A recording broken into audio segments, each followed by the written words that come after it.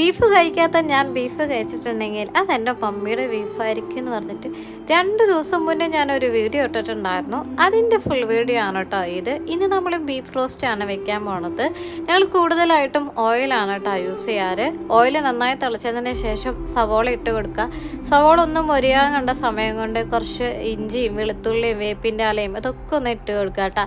ഇതൊന്നും മൊരിഞ്ഞതിന് ശേഷം ഇത്തിരി മുളക് പൊടിയും അതേപോലെ തന്നെ കുരുമുളക് പൊടിയും മഞ്ഞൾപ്പൊടിയും ഗരം മസാലയും ചിക്കൻ മസാല ഇട്ട് കൊടുക്കുക. ഒക്കെ കുറേശ്ശെ ഇടുന്നത് നമ്മൾ ഓൾറെഡി ബീഫ് വേവിച്ച് വെച്ചിട്ടുണ്ട് എല്ലാ മസാലയും ചേർത്തിട്ട്. അപ്പോൾ അതുകൊണ്ടാണ് കേട്ടോ കുറേശ്ശെ ഇടുന്നത്. ഇതൊന്ന് പിടിച്ചതിന് ശേഷം നമ്മുടെ ബീഫ് വേവിച്ച് വെച്ചത് ഇതിലൊന്ന് മിക്സ് ചെയ്യണ്ട കേട്ടോ.